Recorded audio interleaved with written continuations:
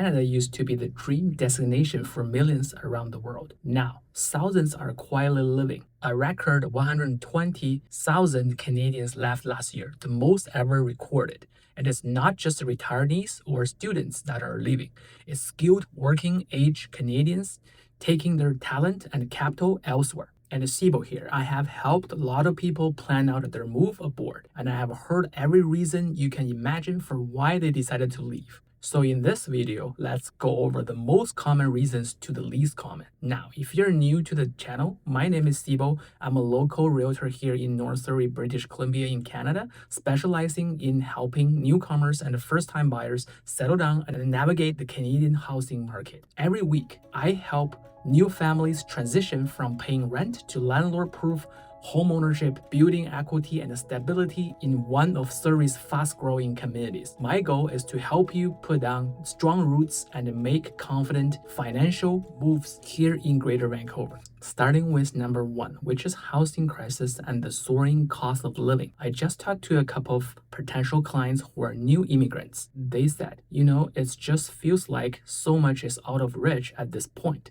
For example, something like just being able to afford a house doesn't seem like something that they can do. There is a housing crisis right now, and a lot of people cannot really afford the basics. Now, it's no secret that housing costs has exploded across Canada. The average rent for a two-bedroom apartment has jumped over 27% since 2019, with cities like Montreal up 70% and Vancouver nearing $3,000 a month. Things like groceries, gas, and childcare costs have all surged, pushing household budget to the limit. And according to Stats Canada, nearly half of Canadians are deeply worried about housing affordability. And for many, the dream of owning a home is completely dead. And it's about being able to even stay in the country at all. This growing financial pressure is the number one reason I hear by far why Canadians are picking up and living. It's really hard to build wealth when rent takes up half of your income. Next reason is better career opportunities. Many Canadians are realizing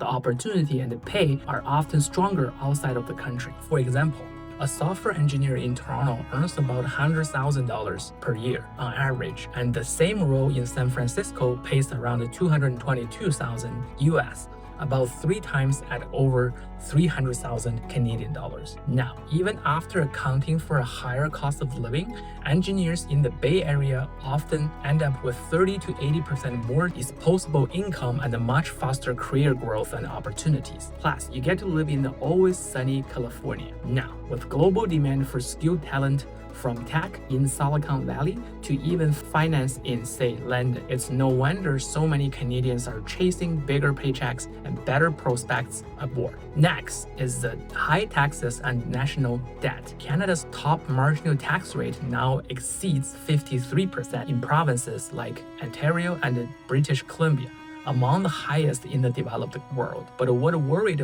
many Canadians and myself even more is how those taxes are being used. Government debt has climbed to a staggering $96,000 per person as of 2025, and that's been up sharply since the pandemic.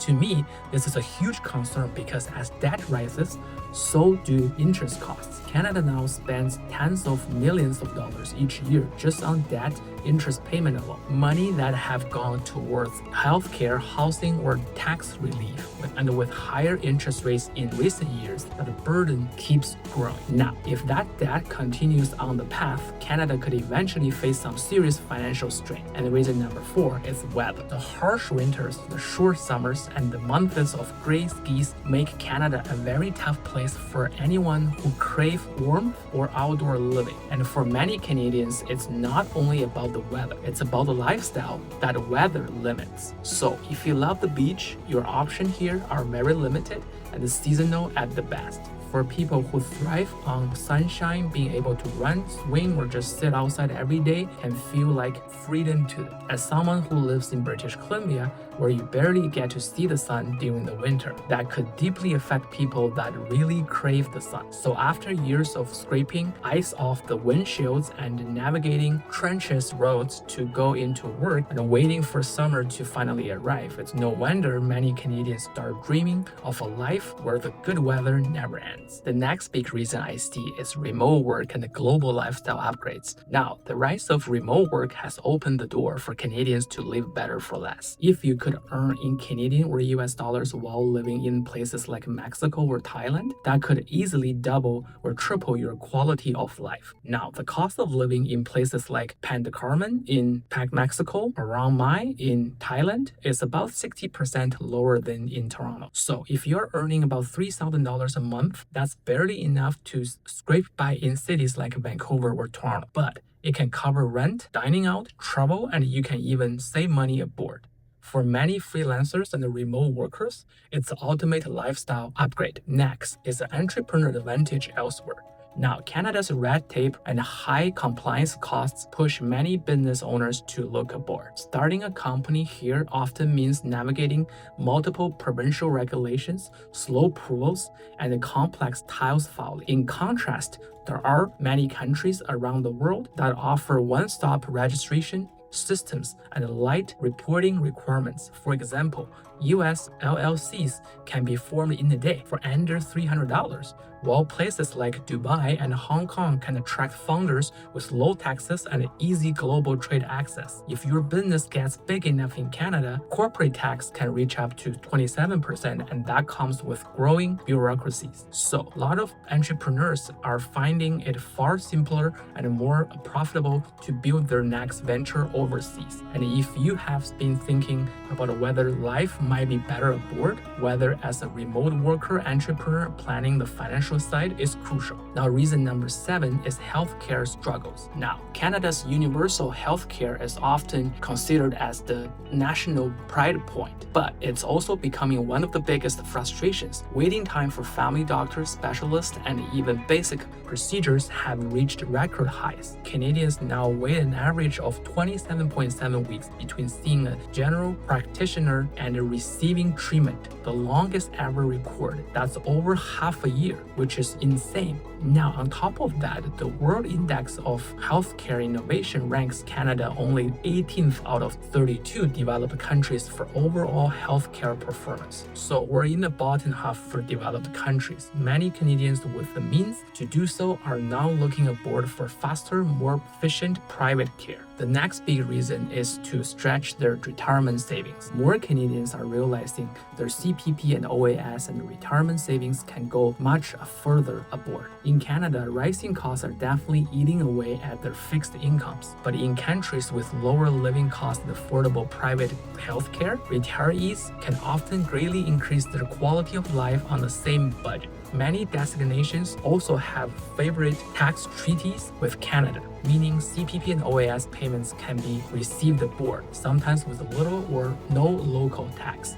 And for retirees, the combination of lower expenses, warmer weather, and better value makes retiring abroad increasingly appealing. Next is politics and bureaucracy fatigue. Growing bureaucracy, complex regulations, and a sense of political polarization has made some feel disillusioned and how the country is being run. I have heard a lot of complaints about the slow government processes, overreach, and an environment that political correctness sometimes stifles open discussion, which I'm hearing more and more of. Now, while Canada remains a free and democratic nation, some people feel that the personal freedom, innovation, and honest debate are becoming harder and harder to come by. So for those seeking a simpler system or a greater sense of autonomy, starting fresh elsewhere might seem like a fresh breath of air for them. Next is culture disconnect. To some, Canada can feel bland, overly uniform, or lacking a distinct cultural identity. Many people crave deeply traditions, a rich history, or stronger community bonds than they experience here in Canada. Now, others simply feel more alive in places where food, art,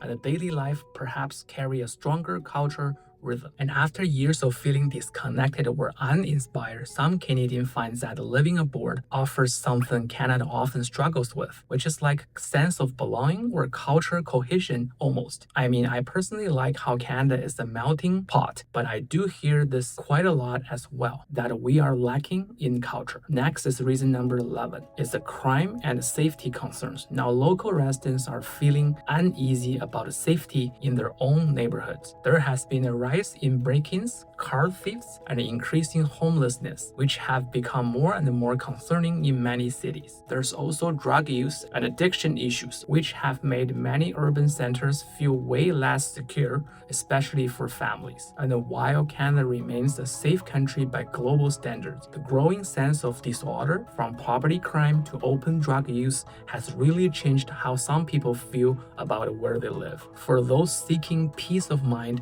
quieter streets, and a stronger sense of safety, that feeling alone can be reason enough to start freshing somewhere else. To me, although I still feel extremely safe in Canada, I have noticed a big decline in recent years. Next is family and relationships abroad. Many Canadians leave to simply join a spouse or partner overseas or to raise children closer to their extended families. Others move back to stay at partner's home country after years in Canada, finding comfort in familiar culture and family-supported networks. Many also find that dating prospects feel better abroad, where social dynamics or lifestyle values align more closely with what they're looking for. With more close relationships and international families than ever, though, personal ties are becoming one of the strongest motivators to relocate. So for many people, the real reason to leave Canada isn't necessarily push factors at home, but the pull of loved ones abroad. Next, number 13 is the immigrant dream reversal. 1 in 4, or 26% of newer immigrants state that they're likely to leave Canada within 2 years, citing those crisis costs, underemployment, and unmet financial expectations. And this outflow is even higher from those that came to Canada through investor and entrepreneur programs. They're seeing exit rates of over 40%. For many,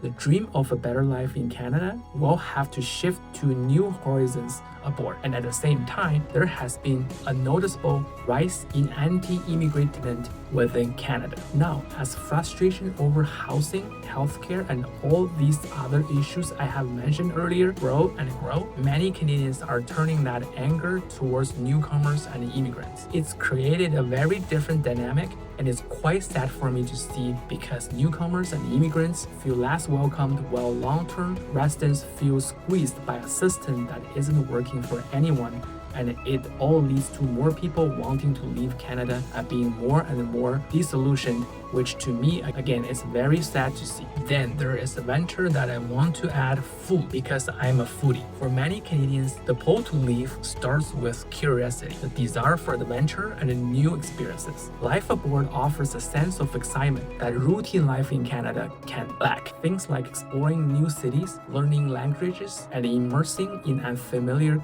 tradition. And along the way, for me, food becomes a huge part of that experience. Now, with Canada's high grocery prices and somewhat limited food diversity, many are finding joy in places where meals are richer in flavor and cheaper in price. So from fresh local market to vibrant street food senses, the everyday adventure of eating well is an overlooked reason of why people love living abroad. There's also countless people who tell me, and I hear that not only on this channel, but in real life, that say how much they hate the tipping system in Canada, and it's just got out of control, and how the restaurant cultures are just so much better in other countries. For example, Japan, where the food is amazing and the service is amazing too, and the tips are not expected. Now here comes to our last reason, is the flexibility. Now at the end of the day, many Canadians just want to try something new, to live somewhere different for a few years and see what life is like outside of the country. And the great news is, unlike the US, leaving Canada doesn't have to be permanent. You don't have to renounce your citizenship. And even if you declare yourself a non-resident for tax purposes, you don't lose your Canadian citizenship or passport like you would in the US. You can always return, re-establish residency, and pick up where you left off. So for many, that flexibility and ability to explore the world without burning bridges makes the decision to leave feel less like a goodbye and more like just trying out a new chapter. Because leaving isn't always about escaping Canada, it's about starting this new chapter. And I always like to encourage my clients and people that watch this channel not to leave out of bitterness or hate, or try not to, but out of opportunity to build a life that feels right for you. Because whenever you go, the bitterness is going to follow you. And it's better to start with a clean slate, and as corny as it sounds, like an open heart, So whenever you go, make sure your finance move with you as well. Now, if you're watching this from BC or elsewhere across Canada, and you are feeling squeezed by rising housing costs, whether you are trying to figure out if you can buy your first home here in Surrey to stop paying rent or build equity, or whether you should plan a major move, you don't have to navigate it alone. In the description below, you can download my free first-time home buyer's guide, which breaks down the entire process step by step so you don't overpay or make costly mistakes. If you found this video helpful, hit that like button, subscribe to the channel for weekly market insight, and let me know in the comments, are you staying to build equity in Canada, or are you seriously considering moving abroad? Thanks for watching, and I will see you in the next video.